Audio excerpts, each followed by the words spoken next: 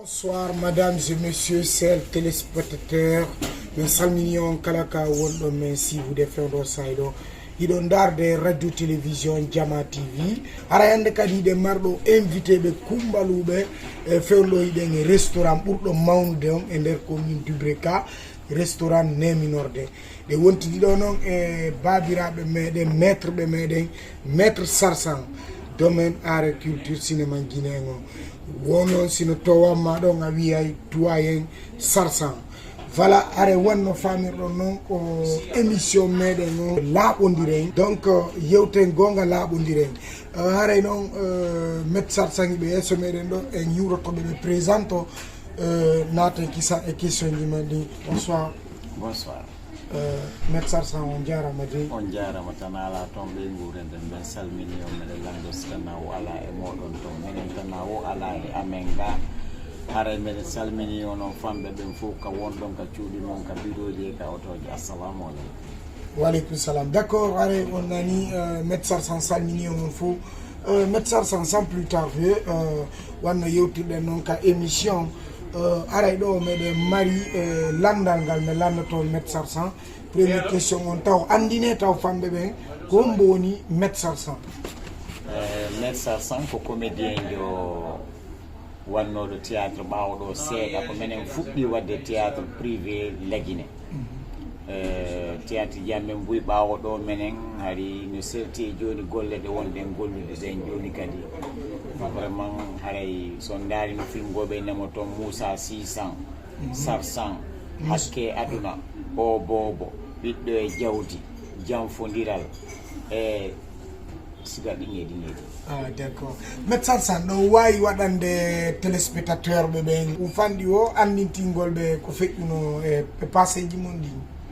Sen ƴetti Sarsan ka ɓenta ɗon isa mebtele jama bonni ɗawawi dankade non a bonni voilà la famille vous suivez en direct votre émission laaɓodiren wontiɗude maître Sarsan comédien ɓe men kumbaluɓe nani woɓi bonni ɓen accake futtoɗo maître Sarsan. isa mebtele jiyo ɗawawi dankade mawɗo si mawɗo waɗino dankore min dankotomo pellet mawɗo waɗano dankore. Oui. On film ɗon ko minen filmima. Ah oui. Sa daari film man on kadi ka Sarsan ka koto an yaata maayoya to mi ɗon ɓeygu makko wayluli kulli aduna on bugi e hoore an ɗon kadi ko min tournimo. Oui. O film o bobo ko honɗum ko halal ka ko fattu Laguiné fo haalno fi on film kadi RTG diffuse mo rediffuse mo on kadi ko min jouyi mo janfodiral on kadi ko min jouyi mo fandu ko fandi no metti sifaade donc on sa film ji ɗin sa daariɗi ko waajuji sa daariɗi a heɓay nafa koko fewnde ko feƴƴata ko arayno men jouwayno fewndo on sa tawi vraiment théâtre on sayno labba. D'accord, chers téléspectateurs, on nani yewtere nde maître Sarsan wolani en ɗo nden donc comme vous le savez maître Sarsan men anditi on moƴƴagoy men andi ko homɓe woni on kadi maître Sarsan haray ɗo wawi men andinde onon ko tan on mbo arɗon e cinéma ko ɗum kadi aduna on e cinéma on tigi tigi ha tawi on wanna men ɗi nafooreji ɗo fof par ce que moi-même mi anditi on ɗo komi wonno tosokum ɓay joni komi paykum mi darayno moƴƴa donc ce qui est sûr mi anditi on donc on wawi men expliquango ko honno ardirɗon e cinéma on. Ko addimi e cinéma min gilam waɗano école tawi cinéma ngon no welanoma par ce que aɗa kotiraɓe maɓɓe fewn tan c'est ko toure ɓe waɗano théâtre donc dans les permanences mi jokkaynoɓe mi dara koɓe waɗano ɗon kon donc naati ka ɓanndu am min kadi donc mi continue noon ha changement waɗi ha tawi joni c'est dans le sang woni kadi janggan min mi jangga cinéma nde mais fayda mi heɓide e mum c'est un don Allah hokkimo. E ɓen kotiraɓe mon ɗon ha joni noon ɓe ñina wuuri woɓɓe maɓɓe no wuuri woɓɓe maɓɓe accino ɗum bon ko fewde seko tour are on sa kala janggowo école ko obligatoire ko ma waɗa théâtre ko ma waɗa agriculture. Ah d'accord, hari sa jangga école tan seku ko ma wona waɗo théâtre cinéaste jo et puis rema kadi ma jangata l'école non la wasa jangata mais non ko obligatoire kiki de kala no nga wade ka permanence ah bon ko don no ngono kadi duman do haro ngala jangude non ari on sen ta jangude bon mi fudno jangude tan c'est couture mais tay mi comme pay on don tanko dans les années combien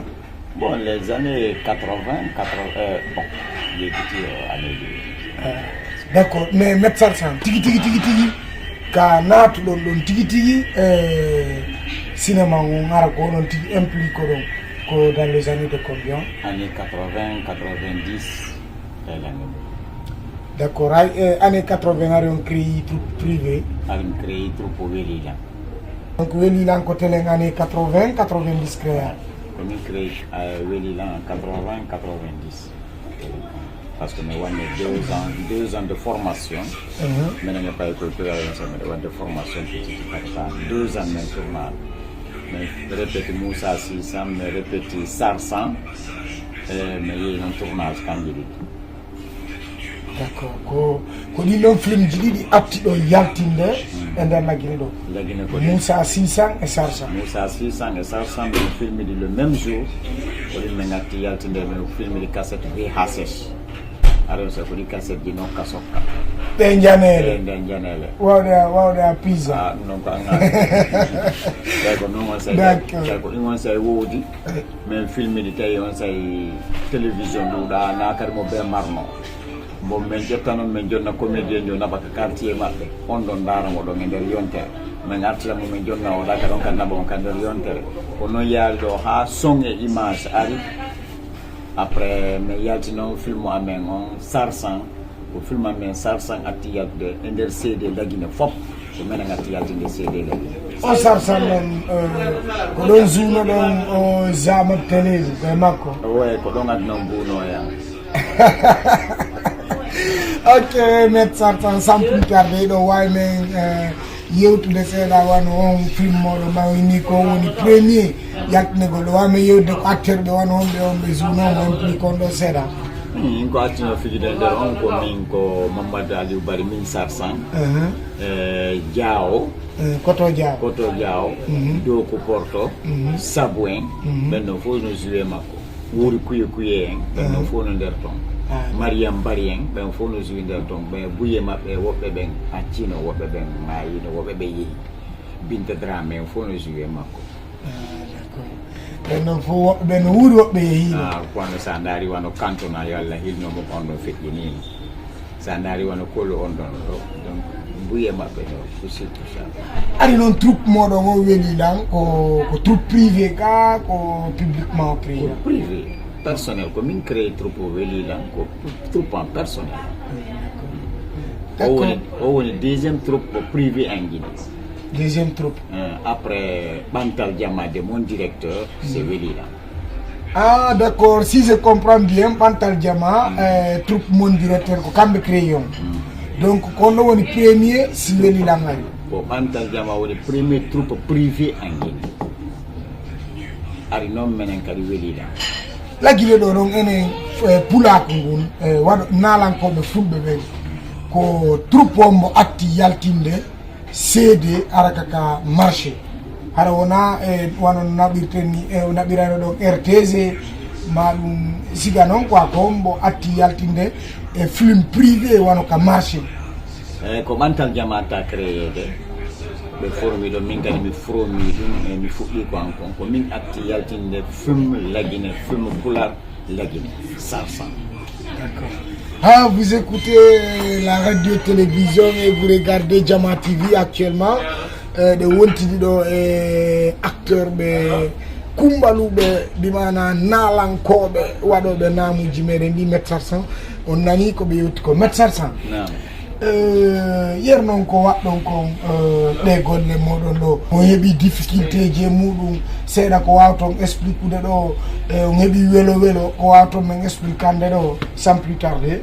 Oui welo ko woni e nder mum par ce que gila on tigi fuɗɗi haaka on tigi jooɗi ɗo on tigi ko sinuma nafa sinuma jokki ko nafa mum woni ñamude ko ɗum jombiri ko ɗum neeri ɓeygure mum ha on tiga jooɗi ɗo ko on programme mi jokki nafa mum on difficulté ko woni e nder sinuma on kon fewndo on say ka fewndo joni fewndo on tuma ko fuɗɗino ɗon taw fewdo joni on en aray par ce que aray onon taw fuɗɗiɓe année 80 90 tout ce que vous dit est proportionnellement menen woni. ok fewndo difficulté fewndo amen on fewndo on say ko probléme de caméra men marno probléme de financement ko ɗum men marno par ce que komi waɗano kon fof ko contribution personnelle men waɗayno probléme de déplacement probléme surtout probléme cuuɗi luɓagol cuuɗi quand même filmayno c'est tout à fait des problèmes non ari cuuɗɗi ɗuuɗa woni bon cuuɗɗi mo yaɗa kam wonna ka men ɗo no kaani ɗo min yaltinta ɗum min wattani ɓe jaɓata ɗon c'était ça quoi ya parti siyare on nani ɗon kadi joni no médecin e gila on tuma heeɓi hande ka wonnen ɗo wonno won ɗo yirde actuellement cinéma guinéen o noon yarde noon ko honno won ɗo yirde entre les acteurs anciens et les acteurs d'aujourd'hui honno won ɗo yirde joué ji maɓɓe ɗum est ce que cinéma on tigui ko ɗum acteur ɓe actuel woni wadde sen daari côté pulaku ngu miɗen retard moƴƴa golle ɗe ngala gollede golle cinéma ko golle pagay wonde golle débara fiya andan fiyoɓe yaltuka réseaux sociaux mais na golle professionnel ɓe woni gollude goto ala gollugol fiyo wonu golle réel ko golle débara a darta ɗo page hay goto yiya ɗon vraiment tawata ko golle fi cinéma on tigui woni ko golle fi page mum kon tun no évoluera ma no andire ma no yaltira ko ɗum woni nder ton est ce que a faami si tawi ko cinéma o wona net fen ɗo enen pulaku en natal taw dans le cadre de cinéma sa daari fen ɗo génération men on fewdo o sayi ɗo formation ala répétition ala goto ala jaɓude cadrede waɗede e ligne fiyo jokkul dans lawol no déontologie haali pular on lawol ngol tigui fiya woni dans le vrai cadre du cinéma goto jokka aye maître jomano jokkama ɗo formama 2 jours 3 jours nataka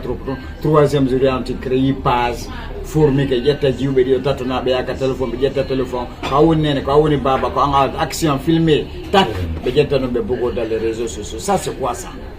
absecton jaɓen formede jaɓen jannede sa heɓali maître a jangali a wawali a hollaka goɗɗum a wawata sa ƴettiɗam min joni yomi jogui ɗo to ndaɓangal Conakry posa mi riɓay ngal mi wara yimɓe par ce que mi jannaka mi anda règle ji gon toon komi jokkata ɗo cinéma kadi ko métier ko ɗum woni yimɓe ɓen famali ɓe sikkude ko ni tun ko ya na tun waɗani cinéma ko métier ko métier donc sa waɗa cinéma o andu a janggay woni goɗɗum ƴetta ɗum waɗa métier ma ko golle c'est du métier donc ƴettuɓay ko métier waɗa métier ma jangga wawa anda règle ji ko woni e nder mum kon ko duwa waɗede ko duwaka waɗede d'accord simi faami pullo Fouta inni si a andata ko gonga ne d'accord médecin san min faami ɗum no joni conseil mo waɗɗon nouvelle génération min faami donc si min faami enseigne onon ko sincuɗon ko mene na ɗum actuellement wonɗuɓe wadde na ɗum ɓe jokki